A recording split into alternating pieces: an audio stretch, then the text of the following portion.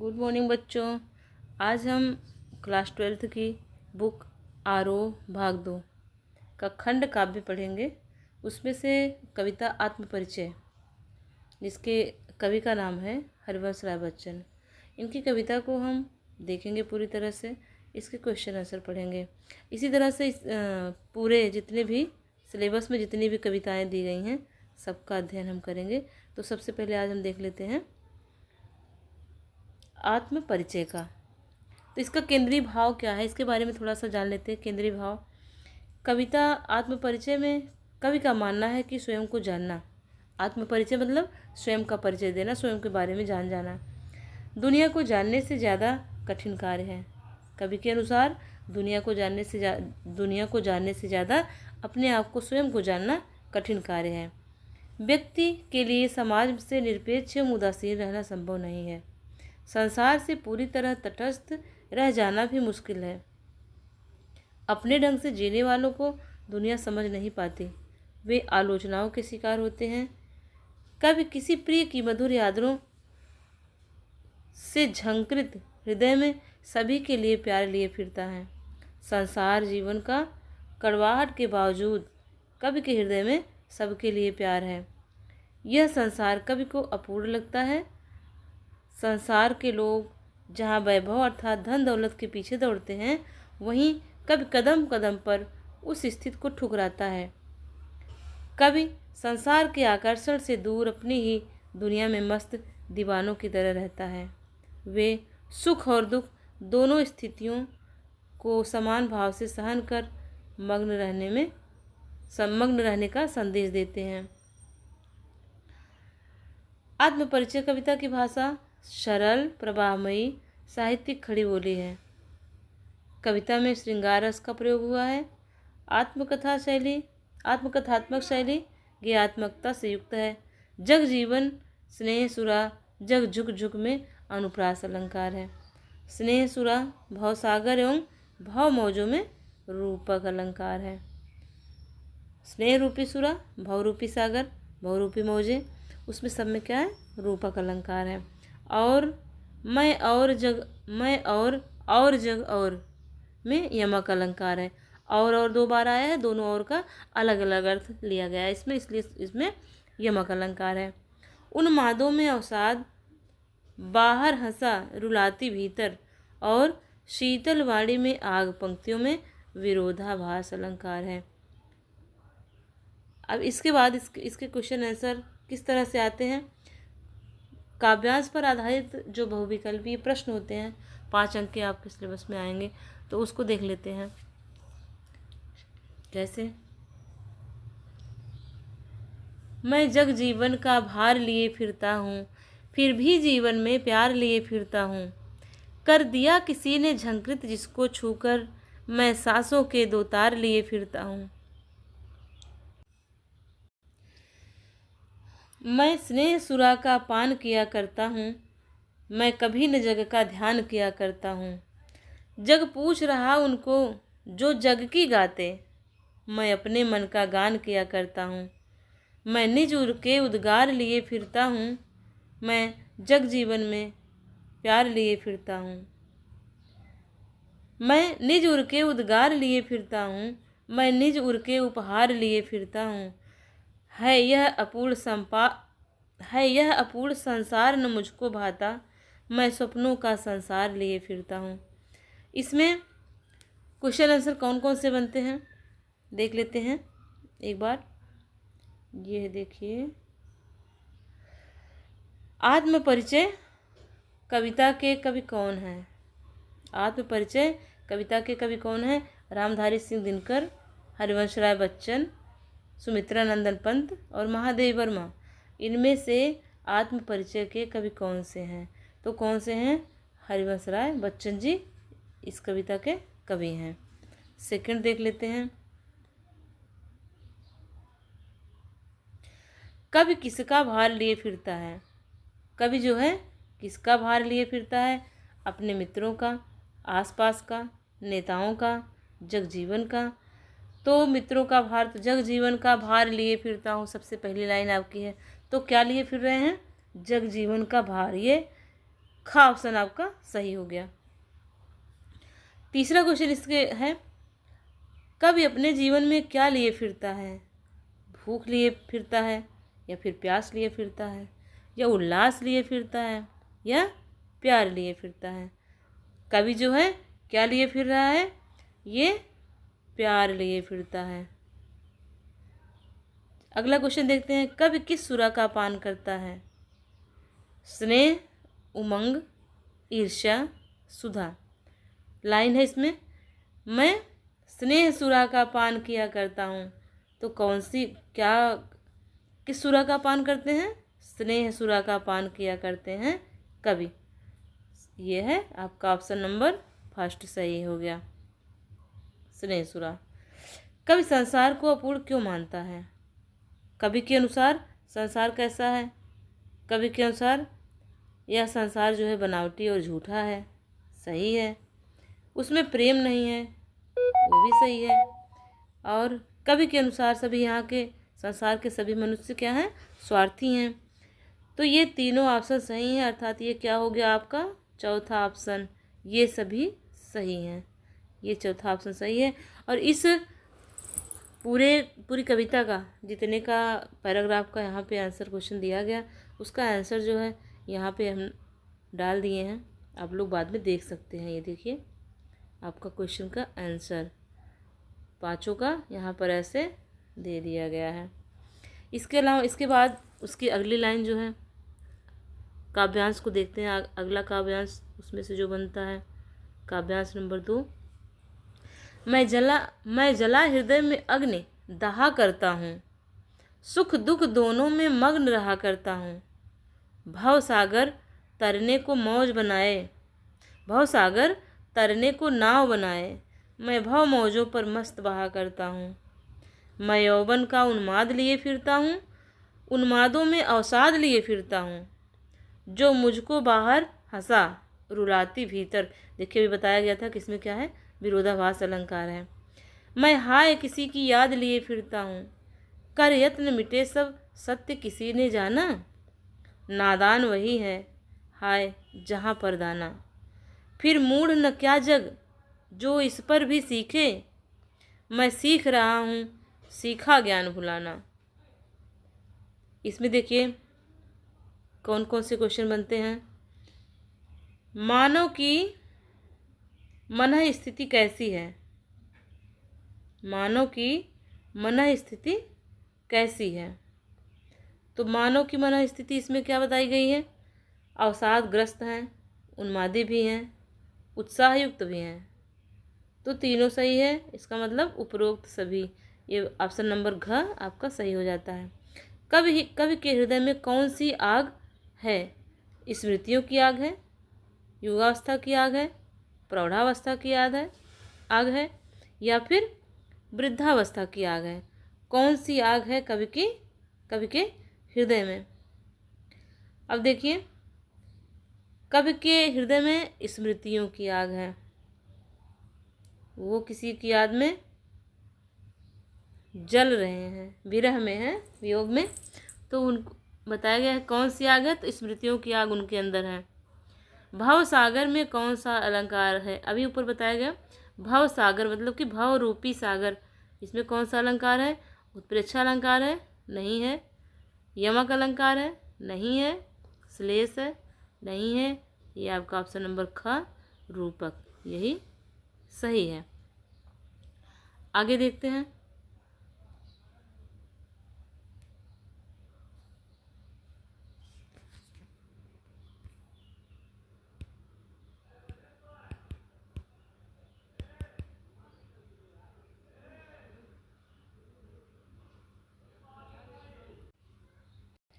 देखिए कवि जो है, कवि के हृदय में कैसी आग लगी हुई है?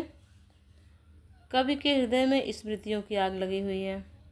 भव सागर में कौन सा अलंकार है? भव सागर, उत्प्रेक्षा, रूपक, यमक और श्लेष। इसमें आपका रूपक अलंकार है। यहाँ तक हम लोग पढ़ चुके थे। इसके बाद कवि किसकी याद लिए फिरता है? कवि किसकी याद लिए फिरता है? कवि अपनी माँ की याद लिए फिरता है, बहन की याद लिए फिरता है, प्रियतमा की याद लिए फिरता है, या फिर किसी की भी नहीं, या फिर किसी की नहीं। तो इसमें कौन सा ऑप्शन सही हो जाएगा आपका? माँ की याद तो है नहीं पाठ में, बहन की भी याद नहीं है, ये भी गोला कर दीजिए, ये भी नहीं सही है। और किसी की याद भी, ये खा ऑप्शन घ भी नहीं सही है, क्योंकि याद में तो ये लिखा गया है। तो ये अपनी प्रियतमा की याद लिए फिर रहे हैं। हरिवंश राय बच्चन जी अपनी प्रियतमा की याद लिए फिर रहे हैं। ये ऑप्शन आपका ख सही हो जाएगा। अगला क्वेश्चन है, संसार के बारे में कवि क्या कह रहा है? यहाँ के लोग जीवन सत्य को जानने का प्रयास करते हैं। यहाँ के लोग जीवन सत्य जानने में कभी सफल नहीं हुए। यहाँ लोग सांसारिक माया के जाल में उलझे हैं। उपरोक्त सभी। तो इसमें क्या है कि यहाँ पे लोग जीवन सत्य जानना भी चाहते हैं, प्रयास कर रहे हैं, और यहाँ के लोग जीवन सत्य जानने में कभी सफल भी नहीं हुए। जानना चाह रहे हैं लेकिन जान नहीं पा रहे हैं।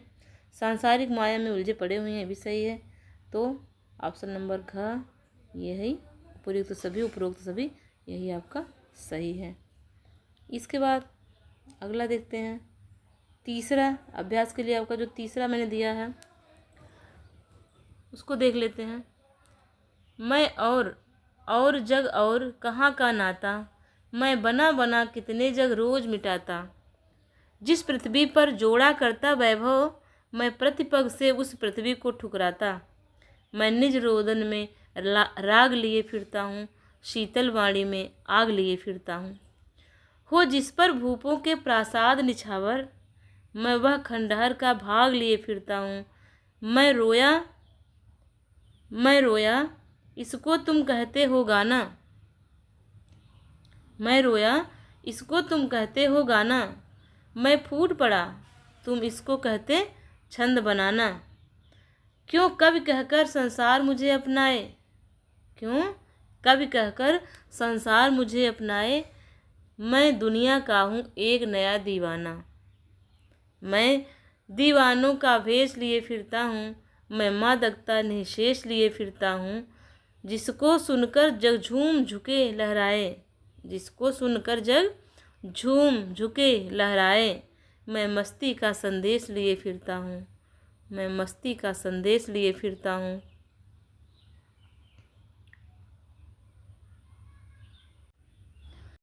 कवि जो है कैसे संसार को ठुकराता है?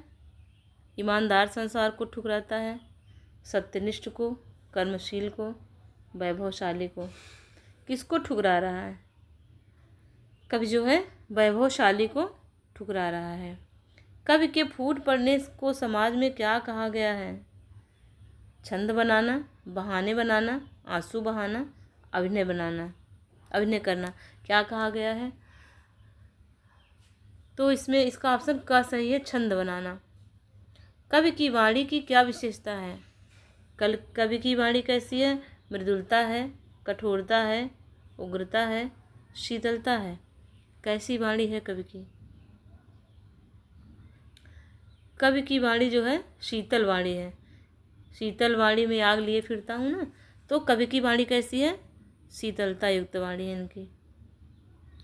कवि कैसा संदेश लिए फिरता है? कवि कैसा संदेश लिए फिरता है? इसको संसार के कष्टों को सहते हुए भी खुशी और मस्ती का माहौल कैसे पैदा हो जाता है? आत्मपरिचय कविता के आधार पर लिखिए। देखिए इसका आंसर, मानव जीवन कष्टों से भरा हुआ है, कष्टों के बिना जीवन भी क्या जीवन है। कवि का विचार लोगों को प्रभावित करता है कि हम अपने सुखों की परवाह न करके दूसरों से स्नेह कर लें, लोगों में प्यार मस्ती का संदेश बांटें। यह सत्य है कि कोई संसार में सदैव सुखी नहीं रह पाया है। इस सत्य को जनमानस में भरना आवश्यक है। इसी सिद्धांत से लोगों में ईर्ष्या द्वेष क्षरण होगा और शांतिपूर्ण माहौल कायम होगा। भौतिक सुखों की चाहत कमतर होगी, लोगों में आत्मीयता का भाव बढ़ेगा। इस प्रकार खुशी और मस्ती का संचार होगा। ये आपका 6 क्वेश्चन का आंसर था। अब 7th का देखिए, आत्म का परिचय कविता का प्रतिपाद्य लिखिए। ऐसे क्वेश्चन जरूर आ जाते हैं। प्रतिपाद्य तो आपको हर कविता का, हर पाठ का आना चाहिए। तो आप देखें इस कविता का प्रतिपाद्य। कवि का मानना है कि स्वयं को जानना दुनिया को जानने से ज़्यादा कठिन है। समाज से व्यक्ति का नाता खट्टा मीठा होता है। संसार से पूरी तरह निरपेक्ष रहना संभव नहीं है। दुनिया अपने व्यंग्यवाद तथा शासन प्रशासन से चाहे जितना कष्ट दे, पर दुनिया से कटकर भी मनुष्य नहीं रह पाता, क्योंकि उसकी अपनी अस्मिता, अपनी पहचान का उत्स, उसका परिवेश ही उसकी दुनिया है। वह अपना परिचय देते हुए लगातार दुनिया से अपने द्विधात्मक और द्वंद्वात्मक संबंधों का मर्म उद्घाटित करना चाहता है। वह पूरी कविता का सार एक पंक्ति से कह देता है कि दुनिया से मेरा संबंध प्रीति कलह का है, मेरा जीवन विरुद्धों का सामंजस्य है।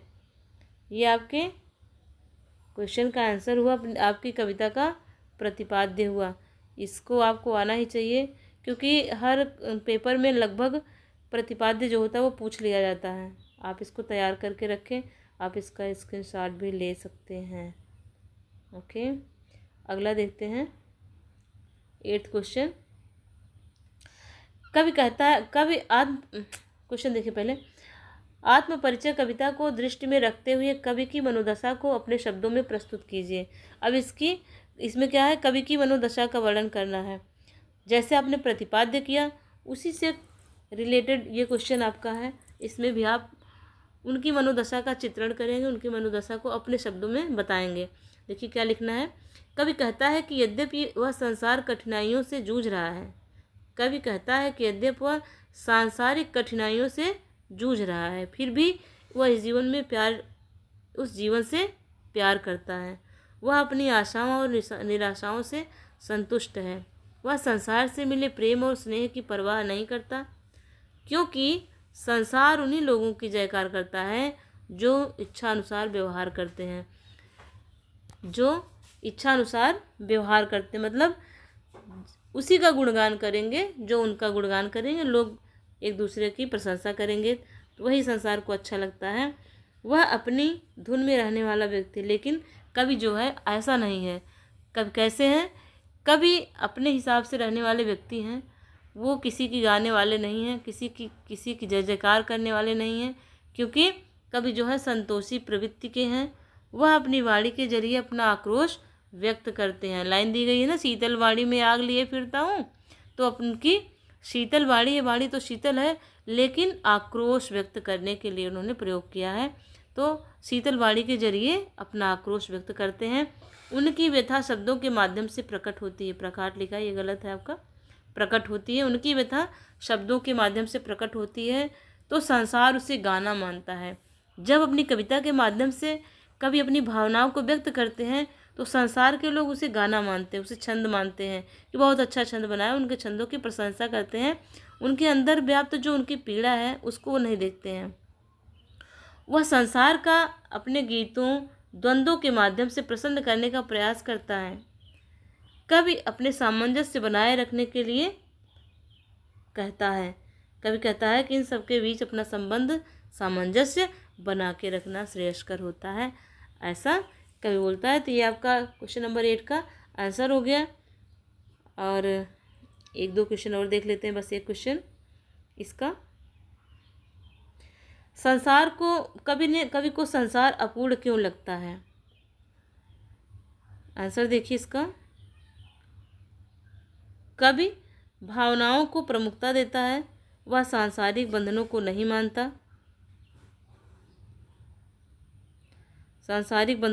मानता। वह वर्तमान संसार को उसकी शुष्कता एवं नीरसता के कारण नापसंद करता है। बार बार वह अपनी कल्पना का संसार बनाता है तथा प्रेम में बाधक बनने पर उन्हें मिटा देता है। वह प्रेम को सम्मान देने वाले संसार की रचना करना चाहता है। तो बस आज के लिए इतना ही। आप इसको फिर से आप पढ़िए और रिवीजन करिए। अगला टॉपिक भी इसमें आपको बताया जाएगा, दिया जाएगा, आप उसको ध्यान में रखिए। धन्यवाद।